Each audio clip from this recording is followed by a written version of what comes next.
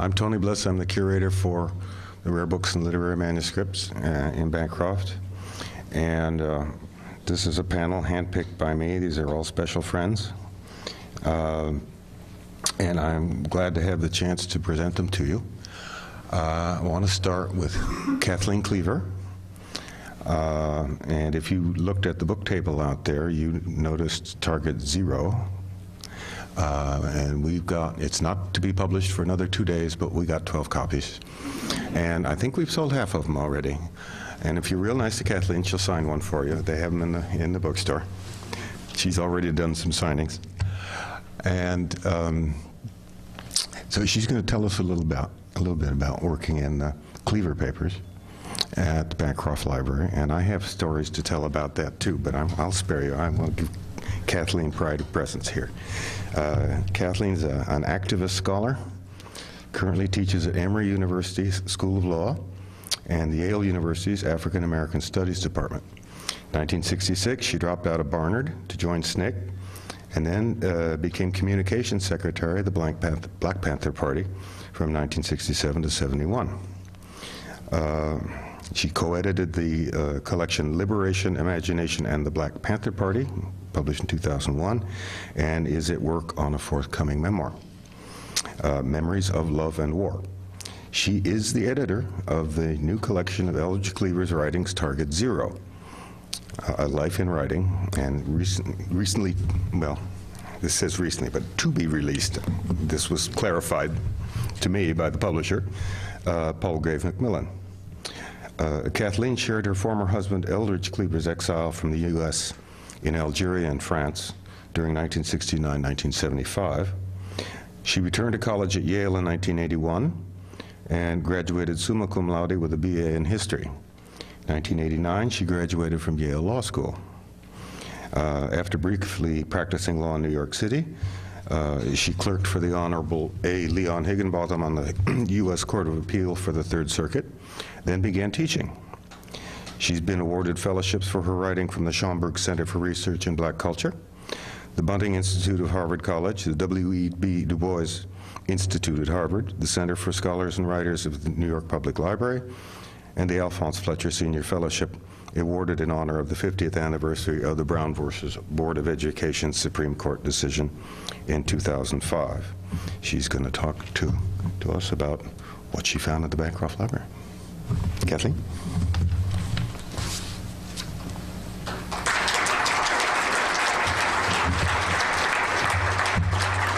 Well, thank you. It's very exciting to be here, and I especially have to thank Tony Bliss and the excellent staff at the Bancroft Library. Without them, this manuscript, this book would not be as powerful nor as good. I might not even be the editor. But the way I got to the Bancroft is actually I was trying to figure out what had happened to a lawsuit that Beverly Axelrod had sued Eldridge Cleaver years ago, back in the 70s, and I wanted to know what was the status of that lawsuit, because all the royalties for Soul on Ice were being paid to her. And I came here because I knew there was something, some kind of papers, and I went into the boxes and I found all the documentation about the lawsuit that I needed, and there really wasn't too much I could do about it. But I got to know Tony Bliss, and every time I'd come back here, I would see him or talk to him. Once he called me very excitedly. I was at Emory Law School, and he said, "I found the papers.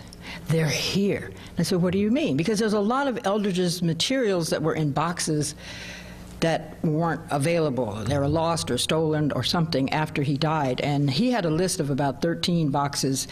I don't know what's ever happened to them. But he told me that he had, and by the time I heard about it, all of the work had been done. He had them in his possession.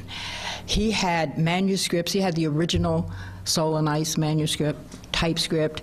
He had other, turned out to be unfinished books, some completed novels, correspondence, a tremendous amount of material that he had been told about by Berkeley book dealer, and he got a donor and acquired it, and it's here at the Bancroft.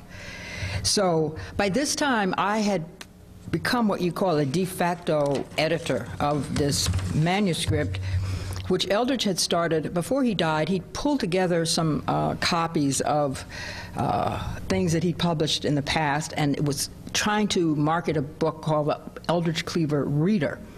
Now, he had a literary agent who was also working with him on something else. He wanted to write, and there were people who were interested in making a film of Soul on Ice. And the day after he died May 1st, 1968, she got a call from someone in Hollywood and said, "We've got the money. We've got the money to do this film." She said, "Well, it's too late," because he was going to work on the script. He's dead. And the manuscript that he left behind, or the collection, which was basically a box. I mean, it was a box that had material in it. She had a hard time trying to get anyone interested in it. One of the people who did show interest was a young publisher, I think it was Crown, and he said, "Well, I'm not so sure that's the material I'd like. I'd like to see a biography."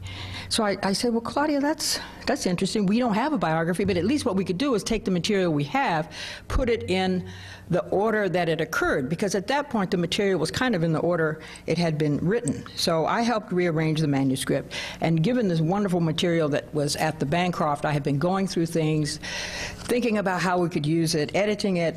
I could add things to it. I came up with a better name than Eldridge Cleaver Reader.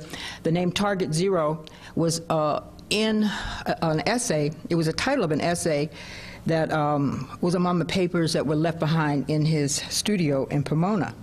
So I was trying to find someone else who could be the editor. Well, it turned out that wasn't possible. I was the only person who's going to do this work for free. So what we did, we took some of the material from a memoir. I'm not convinced it's a really good memoir, but there's Soul on Fire, something he wrote about after, he wrote a memoir after he experienced a religious conversion. We took many pieces from Ramparts. One in particular, there's an essay, not an essay, it's hard to say. Is it fiction? Is it autobiography? It's something he wrote while he was in prison about growing up as an adolescent in Los Angeles, where all his friends and running buddies were Mexicans. And that's the title, Black Moochie. That was what they called him, the Black Moochie. And it's included here. It's never been published except once. At the very end of that piece, he says, "When I write, I want to stab a knife into the heart of America." So that's what he was thinking about when he was in prison. The manuscripts that were left behind in his studio, he had a studio in Pomona, included something that was in a draft form, and it didn't have any title. He had at the bottom this little notation, EC1, EC2, like Eldridge Cleaver Chapter 1. So we called it Autobiography of Eldridge Cleaver, and many of the chapters, about 8 of the chapters are in this book. It starts, the very first sentence starts out, which I love. It says, "Eldridge, you're headed for the gas chamber," said my mother, not once, but many times.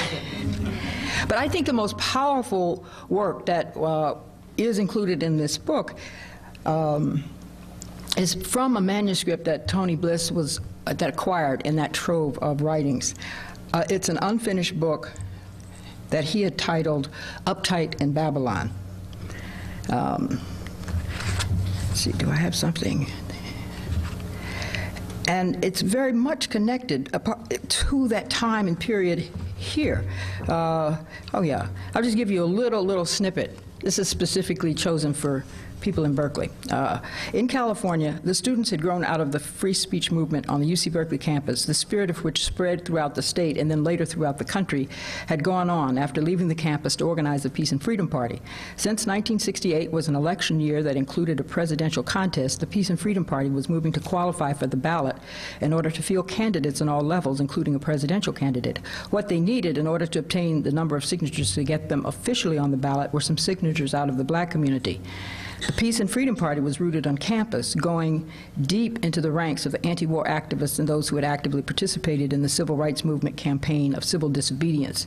People such as Mario Savio and Jack Weinberg, who'd been at the very heart of the free speech movement at UC Berkeley, along with all of their friends, had an active leading role in the Peace and Freedom Party. From prison, I had watched how those cats were moving, and I thought that they were sincere and would stand by their convictions. There's also, in this manuscript, also among the papers taken from the Bancroft, something called, well, the title is Bunchy. I think it was a chapter from Uptight on Babylon. I can't tell, because when you just get raw material, you just have to guess where it's connected to. But Bunchy was about his close friend and also colleague in the Black Panther Party, Al Prentice Bunchy Carter. And some of you maybe remember he was murdered on the UCLA campus and shootout in Campbell Hall, and a setup in January of 1969. So that's just a rough, giving you some of the flavor of the book. I am really, really thrilled that the first place the book is being introduced, and the first place it's actually on sale, is here on the campus. Because it's a place here at the campus of Berkeley, is a place Eldridge Cleaver really loved. He lived nearby here for many, many years. And it's a place that has very intimate connections to the Black Panther Party, which is much bigger than him, but it was something that he gave a tremendous amount of his life to.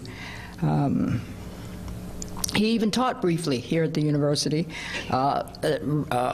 Sociology 139X, a class created by graduate students over the virulent protests of then-Governor Ronald Reagan, who referred to Eldridge Cleaver as a Marxist racist.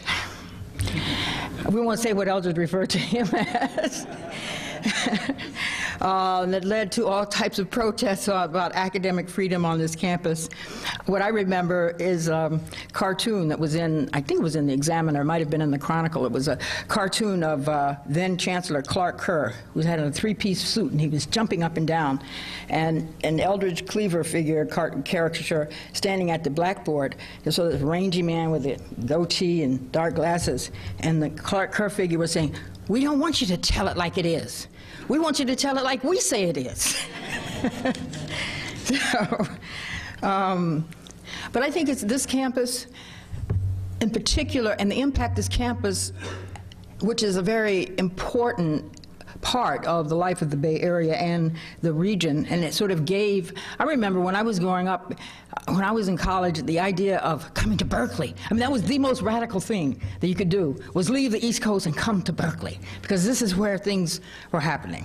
So it had a significant political and intellectual influence on the area and also on the people who started the Black Panther Party, even though they were students at Merritt, Bobby Seale and Huey Newton. It's a place that Huey Newton came as a young organizer when he was trying to pull together the police patrols that the Black Panther Party started, with boxes of Red books that he bought from the New China bookstore in San Francisco and came to this campus. He bought them for $0.25. He'd come over to Berkeley, sell them for $1. Get your Red book right here. And this is how they got the money to pull together the gas and the weapons they needed for the patrols of the Oakland police. It's a place that gave us the free speech movement, a place that was very active in the anti-HUAC activism, Stop the Draft Week, and as I mentioned, in the Peace and Freedom Party. In fact, back at that time, Eldridge and I were working on an article. We lived in a small apartment on Castro Street in San Francisco, and we were working on an article. Who knows where that is at this point? It was called Ferment in Alameda.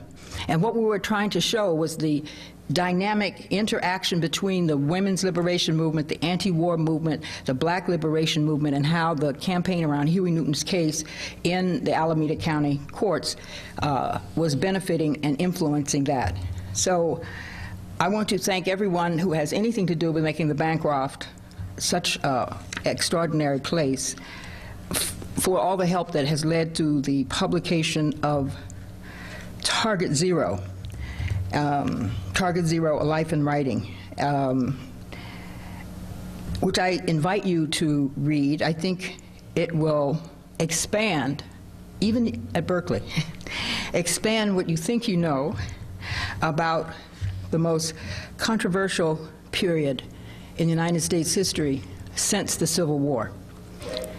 And just as a closing note, I want to quote a little piece from a speech. This is the Eldridge's farewell speech. It's in the book, the last speech he made before he left the United States. He says, so there's a very interesting and key connection between insurrection and acts carried out by oneself, a private, personal civil war. We define civil war as when a society splits down the middle and you have two opposing ideas. Does that have to be the definition? Can 5,000 people launch a civil war? Can 4,000? Can 3,000? 2? 1? Can one person engage in a civil war? I'm not a lawyer, I'm definitely not a judge, but I would say that one person sitting alone could in fact be engaged in a civil war against an oppressive system. That's how I look upon those cats in the penitentiaries. I don't care what they're in there for: robbery, burglary, rape, murder, kidnap, anything. A response to a situation, a response to an environment. Any social science book will tell you that if you subject people to an unpleasant environment, you can predict they will rebel against it. That gives us rise to a contradiction. When you have a social unit organized in such a way that people are moved to rebel against it in large numbers, how then do you come behind them and tell them they owe a debt to society? I say society owes a debt to them.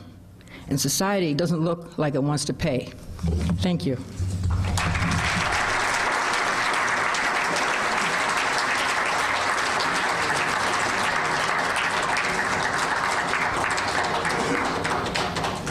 Sure. Yeah. Tanya? Tanya, you there? Haven't we found that Alameda thing? I thought I saw something like that in thing. We haven't finished processing those papers yet. Are we waiting till after for questions if we have time? Okay. Let me present to you Kevin Killian. Kevin is a poet, a novelist, critic, playwright, lives in San Francisco. He's written a book of poetry, 2 novels, book of memoirs, book of stories, that won the PEN, the book of stories Little Men came out in '96, that won the PEN Oakland Award for Fiction. His newest collection, I Cry Like a Baby, is out from Painted Leaf Books. And his next book will be about Kylie Minogue, and you're going to have to tell me who that is. Kevin is editing a book of the complete stories of his late colleague Sam D'Alessandro, and completing a new novel, Spread Eagle. With Lou Ellingham, Kevin wrote a biography of the American poet Jack Spicer, who's a local figure here, and we'll hear more about him. Spicer, born in 1925, died in 1965, quite young. And he's co-editing the complete works of Spicer with Peter Gitze from UMass Amherst, which Wesleyan University Press has accepted for publication. Jack Spicer, Kevin Killian.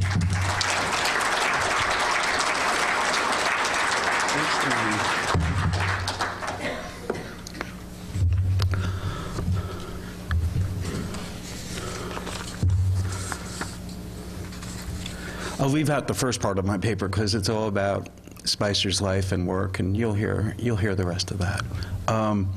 And dive right into what we found here in the Bancroft Library. I mean, I've been coming here for many years doing this biography that came out a few years ago, and 2 years ago or so, the Bancroft received a gift of a large cache of more papers by Jack Spicer.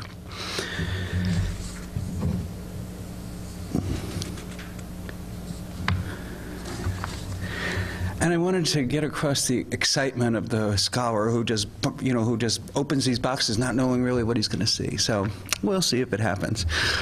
What staggered Peter and I was the amount of new material. What staggered Peter and me was the amount of new material. We had approached this task just hoping against hope that there might be 1 or 2 new poems that we could add to our edition of of Spicer's complete poetry. Instead, we found dozens. It soon became clear that what we had found would change our ideas about the way Spicer wrote. Instead of a relatively small body of work, which which has already been edited in 12 books or sequences of poetry. It now seems as though Spicer were writing every day. We also found what you might call outtakes, or you know how you get a DVD and you find those deleted scenes? We found these deleted scenes from every one of Spicer's known works.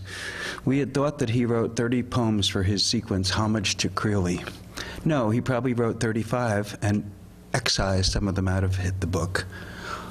Or he might have forgot them, or just couldn't find them. It's hard to say. And we would argue among ourselves whether or not this made much of a difference. So there we're turning over a piece of paper, and there's the whole manuscript of this book, Homage to Creeley. It was like an ordinary ream of typing paper, the old-fashioned kind that came gummed at the top, and you'd tear out a sheet. And among the poems, we found one there called Blood and Sand, and instantly you could tell why he had left it out of the book, that he had conned these people into publishing at the Pomo Indian Reservation in 1959, because they had a Xerox machine, the only one in the county. It was just simply too long, so we could see like why this particular poem had been left out of this book, which is a very short, contained poems. But in some cases, the answers weren't clear. There is more of After Lorca, more of Billy the Kid. These are Spicer's books that we poets have known and loved for many years. There's more admonitions. There's twice as much as there was of a book of music. Even the seemingly finite manuscripts of Holy Grail and Language have these additional poems that we have come to associate with the books that anchor the projects in question. We found a notebook that was called Helen, a revision. To us, it seemed to indicate that Helen, this like book-length poem, might have been intended as a part of Spicer's masterpiece, The Heads of the Town Up to the Ether. Well, we'd like to publish Helen someday as a book of its own, and we probably will. We found poems dedicated to Steve Jonas and to Bob Kaufman. And in general, the work of these two seminal black poets of the 1950s reveals itself as much more influential on Spicer than we had previously thought. We have known, of course, that Spicer, a white man, worked shoulder to shoulder with Hayward King, a black artist, for the two of them were two of the six who began the famous Six Gallery in San Francisco. But how did that work out in practice on a day-to-day basis? In recent years, much scholarly work has been done to recuperate Frank O'Hara as a poet intensely concerned with race issues in the 50s. And I think once these Spicer papers become more generally known, I can envision a sort of parallel development in our thinking of Spicer as a poet of civil rights, African nationalism, and racial alterity. And, you know, since we started looking at these new poems 2 years ago, I keep going back and forth. Some I used to like, now I don't like them that much. Some I didn't like at first, now they grow on me. More and more I'm drawn to a long serial poem which we have called The Clocks. Written during the early period of After Lorca and taking the surrealist impulses of Lorca and Dali to an extreme.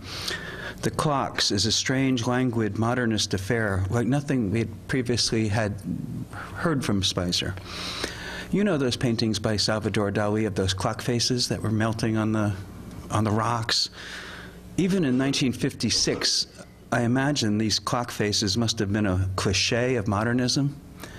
Their melting contours, the objective correlative for a wide range of associations, from the persistence of memory to the Dali-inspired fantasies of psychoanalysis in Hitchcock's Spellbound. And Spicer takes every one of these cliches out of the box, plays with them, and puts them and kind of sets them free. It's really insane, actually. And I'm like, maybe he was on drugs, because like the drugs were, you know, I can see easily how Spicer could have become like a kind of poet of hallucination, or the hallucinogenic.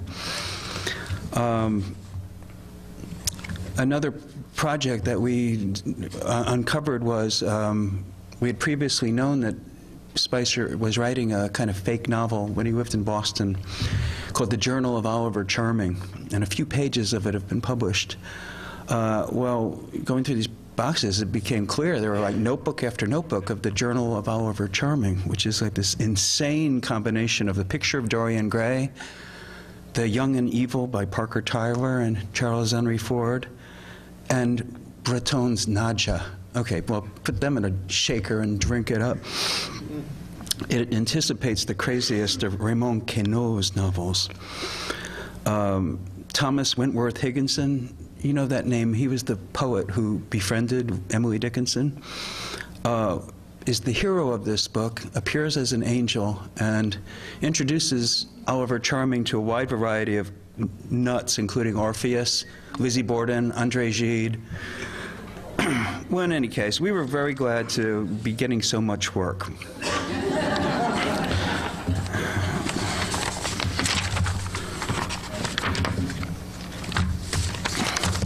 There's a new poem, a new serial poem. But I should backtrack. The serial poem, invention of Spicer thought he invented this creation where it'd be like one poem after another, all vaguely linked on the same theme. And there's a new one called For Major General Abner Doubleday, the inventor of baseball and the first American president of the Theosophical Society. And that title is actually longer than the poem, but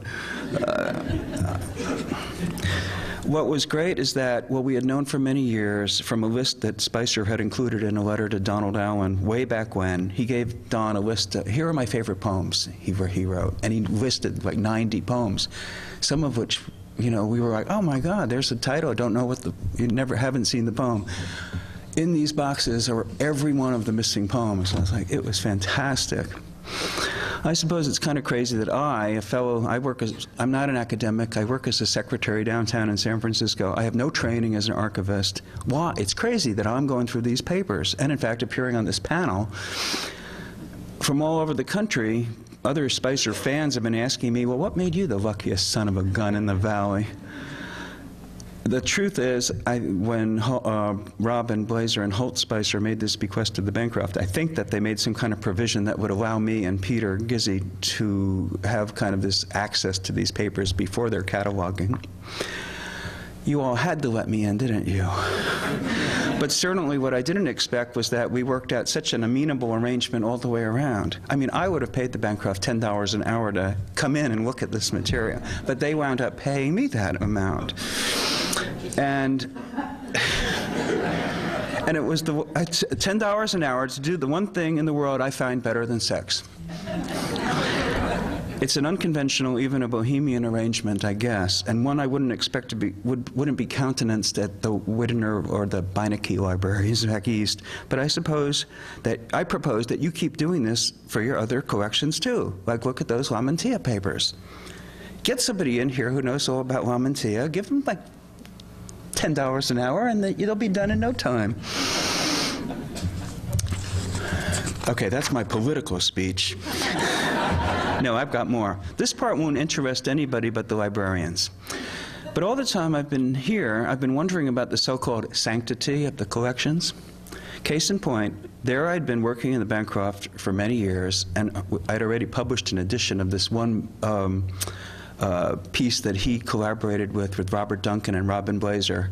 The three poets passed index cards back and forth and wrote like remarks and tried to write, you know, snappy comments about poetry. And they called it the dialogue of Eastern versus Western poetry.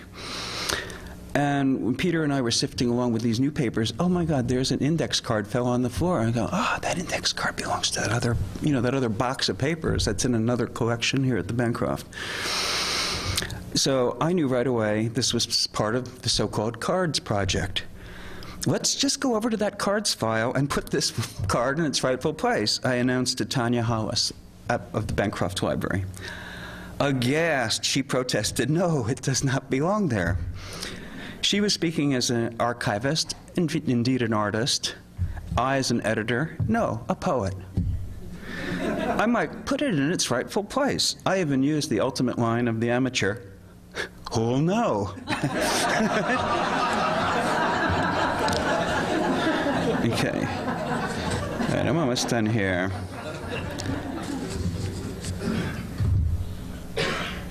My next part was about actually looking at all these notebooks, each with a distinctive look to the page, the paper, and being able to have masses of manuscript and then be able to collocate them according to what the paper looked like and what pages were torn out of which notebook. So it was an immense help to doing chronological work. Thus, we discovered that Spicer had paused work on, say, language in order to translate a poem by Mao Zedong. Thus, we found out that the Abner Doubleday manuscript was written at the same time as his poem for Aleister Crowley. Our last days at the Bancroft were marked by a flurry of revision, pile tumbling, discovery, and chronological shocks. The famous poem that begins language, the poem that begins this ocean humiliating in its disguises and ends that no one listens to poetry, which all of us have thought of Spicer's kind of grand summation of his career, turns out to have been written much, much earlier in the preceding decade. This is kind of interesting, rethinking like whatever you had thought about the progress of his career, now it's like, pff, the cards are up in the air. We found a big folder filled with pages copied from road maps, the kind you'd stash in your glove compartment. And because Spicer didn't drive, we wondered about that for a while. Then we put aside this folder with these map pages in it. On another day, we unearthed a sheaf of poems with strange titles.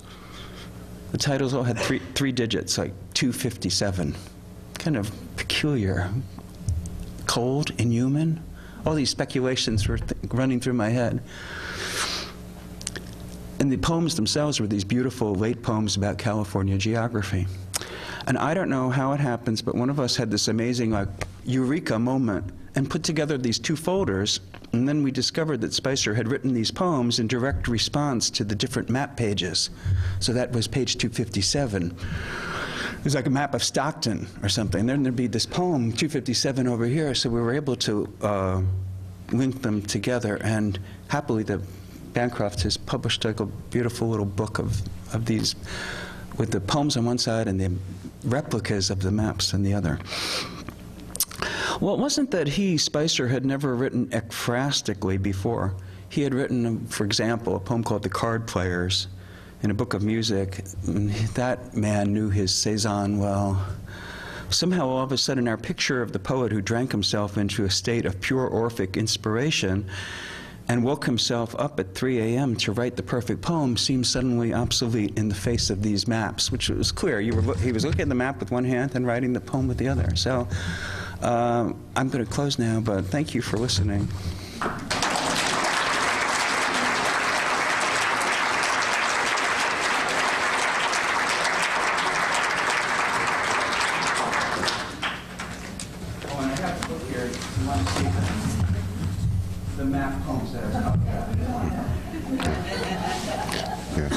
That was printed by students on our Albion hand press in the library. Tony, do we fire him or what? Okay, you're a keeper, Kevin. Now on to Nancy Peters, co-owner of City Lights Booksellers and Publishers. Born in Seattle, she's got a BA, MA, and MLS from University of Washington, Seattle. And she's worked as a bookseller, teacher, librarian at Library of Congress, editor and publisher. She'd been at City Lights since 1971. Among her publications is Literary San Francisco. Lawrence Ferlinghetti collaborated with her on that one. And she spent, it says here, I didn't even write this, she spent many joyous hours in the Bancroft Library. Literary San Francisco, I called the Banks about that, is OP's out of print, and she swears to do a little more work and get it back into print and update it. We'll be seeing you. Thanks.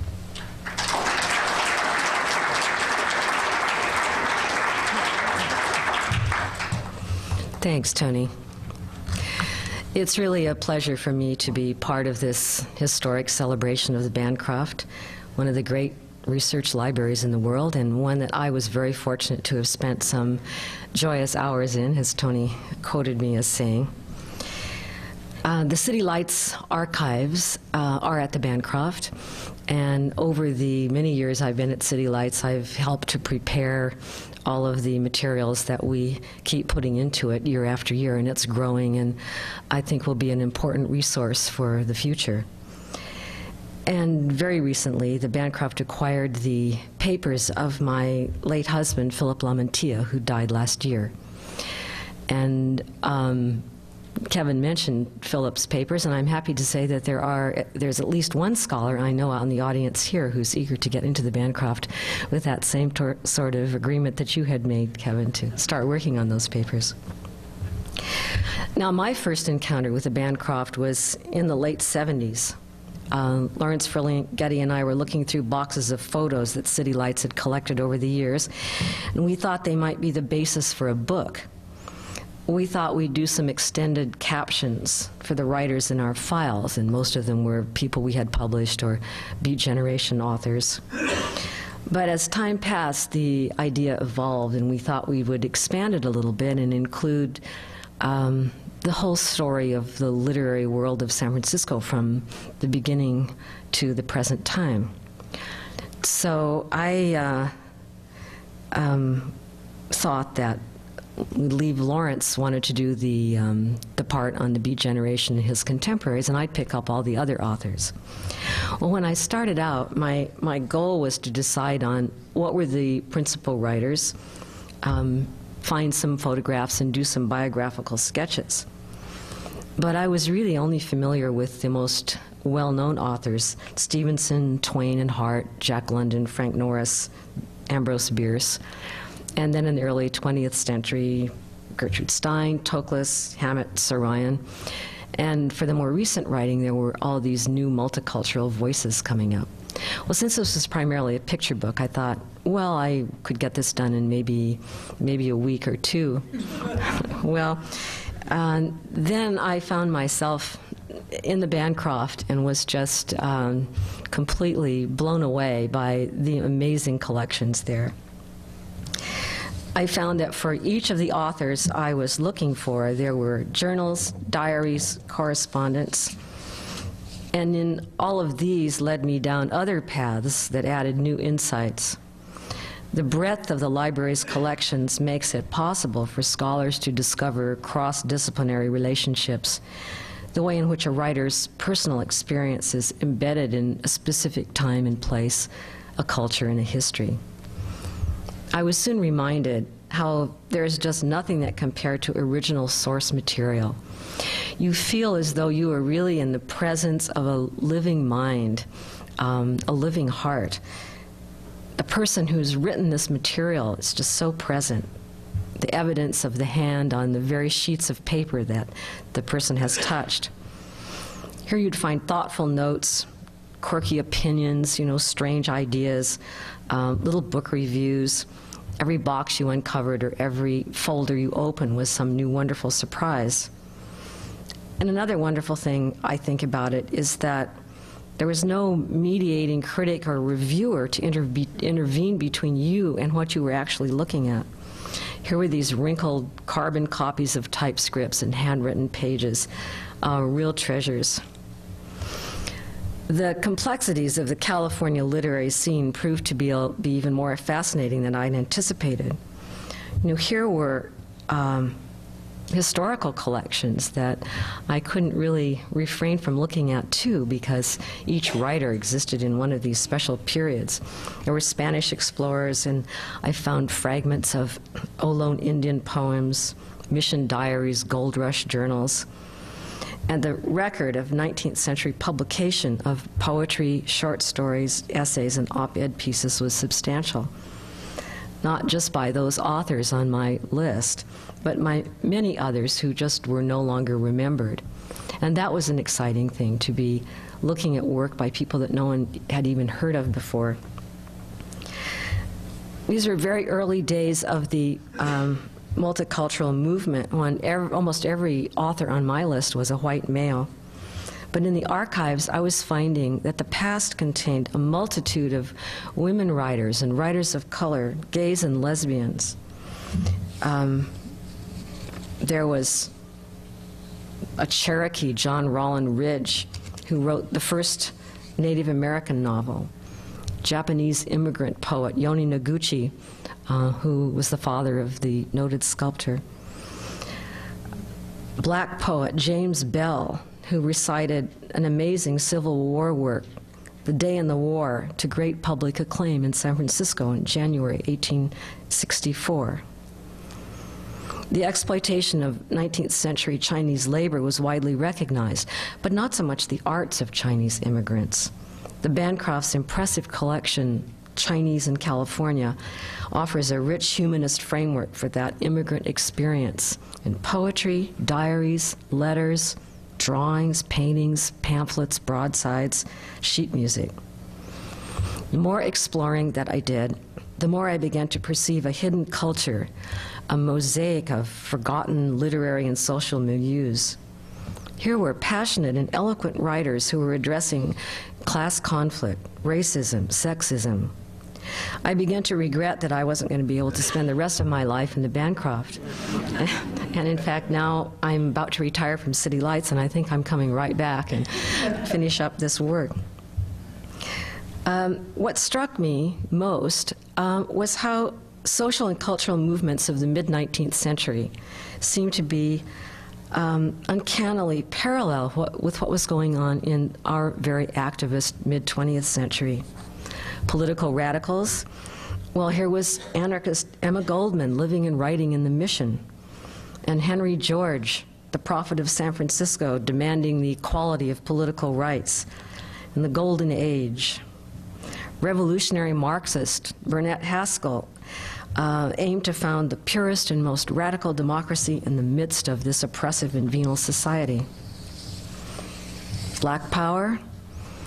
We were in the midst of the Panthers and the whole movement that Kathleen has been speaking of.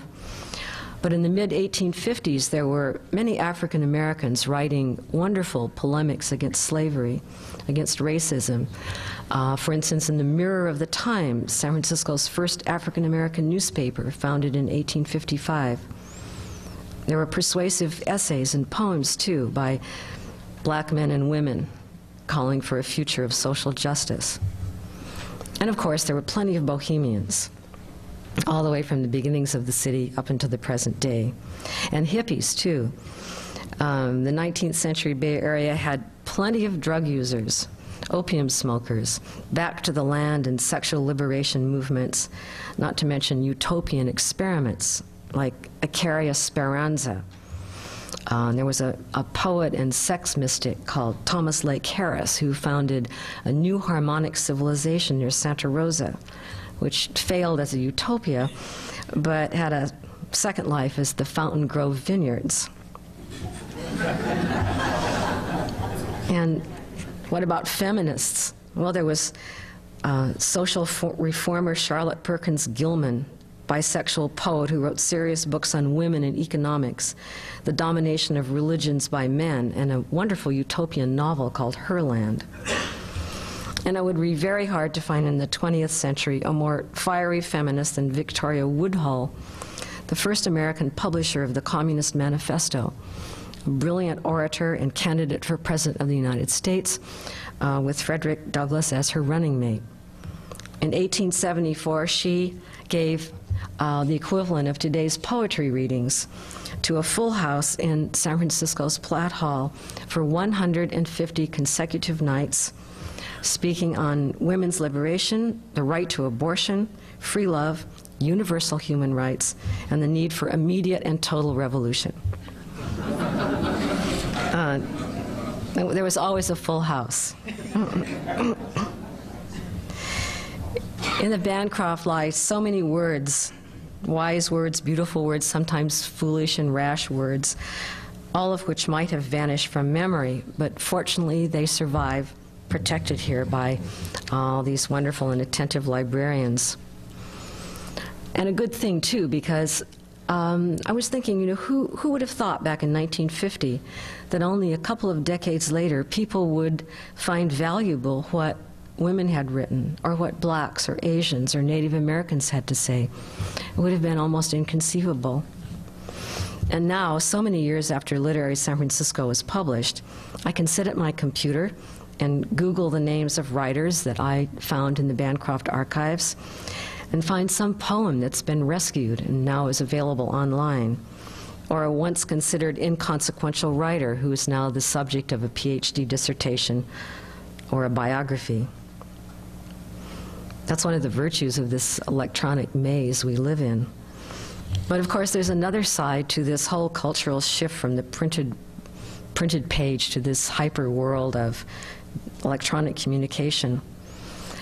I think, for one thing, we gain access and efficiency at the expense of depth and subjective self-awareness because of the way that our experience of time and space is so radically changing. As an editor and publisher, I work with authors very differently than I did when I first began my career in the mid-70s, when long-distance telephone was unthinkably expensive, and an exchange of letters took a couple of weeks. Preparation of a manuscript for the printer was a very slow process. We still wrote by hand or on big manual typewriters, made carbon copies. Now we rely on email, do instant editing, and revise online. The creation of a final manuscript is a process that's intertextual and much less cohesive, although faster. Last summer, when Bill Morgan, archivist and friend, was helping me sort through Philip's papers, and we were going through box after box of handwritten manuscripts and notebooks, Bill remarked to me that he was soon going to be out of a job, that the generation, Philip's generation, the generation of people writing at their prime and they're coming to their writing age in the 50s and 60s, was the last generation to create the kind of material that would probably find a place in a library. And he wasn't joking.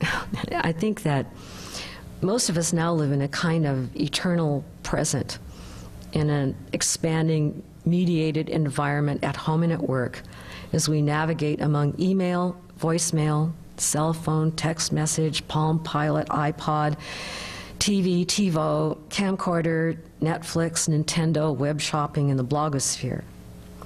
It's no wonder that writers complain that they cannot keep track of versions and revisions, that they do not have the time to write the diaries and letters that would track the journeys of their thinking. The rapid associative dynamics of the web appear to offer an appealing universe of total inclusiveness. Everything is out there, they say, available in the virtual totalism of the internet as we float in the illusion of connectedness. Electronic communications abstract and fragment the world, but they impede direct engagement. I think that these humming circuits efficiently allocate and accelerate, but at the same time they take us farther perhaps from the reality of history, art, community, the self.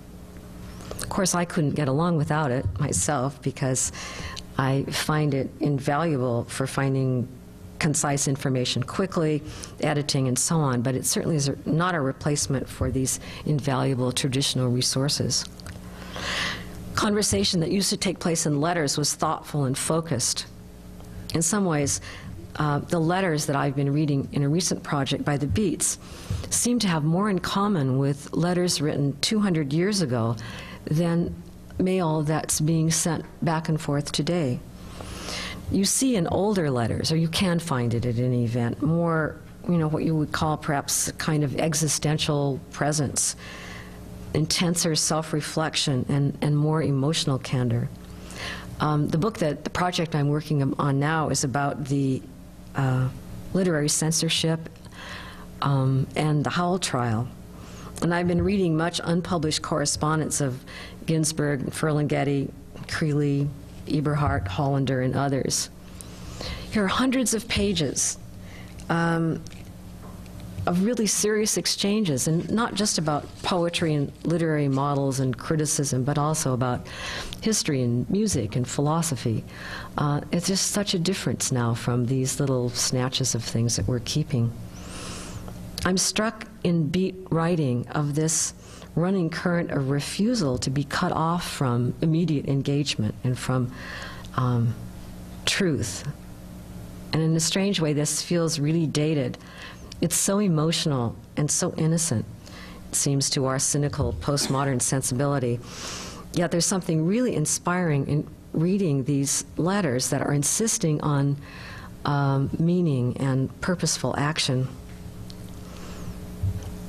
I think that now that energy is kind of flowing so fast and language is becoming more efficient, more at home in this hyper world, and it's not altogether a bad thing, because I think a lot of contemporary writing is really dazzling and ironic and wonderful. But somehow the power of this subjective individualism in the written world seems to be giving way to something else. More books than ever are being published, it's true, being published, read, remaindered, and pulped. But no one can say what the future will bring, except that new media are transforming relationships among readers, writers, historians, librarians. Some see the future library as a museum where people will just go to view artifacts, a Gutenberg Bible, Shakespeare folio, or the scroll of Kerouac's On the Road. But what artifacts are being produced today? I know people save email and they print out their texts and keep records of revisions and sequences, and all that may be electronically stored. But writers used to, I think, have a more respected role in the culture, and it was generally accepted that the written word would be very important, and that people would look to the writer for the writer's contribution to the intellectual development of the time. And I think that's changing too, because literary writers are really fighting to survive in a hostile environment, subject to all kinds of new pressures. The electronic hive keeps evolving and multiplying, for better or worse. However, we know that 50 years from now, this is going to be just an inconceivably transformed world, changed in ways that can't be foreseen.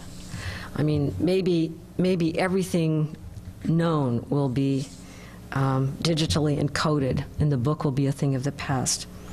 Or maybe the power will go off, and we'll all be handwriting manuscripts again in the dark. I do think in the future that people will want to always consult the literate record, and the archive becomes ever more important as a transmitter of lineage and has the power to bring us back to the important sources. And we'll have the Bancroft to thank for its long continuing support of this literate community. Thanks.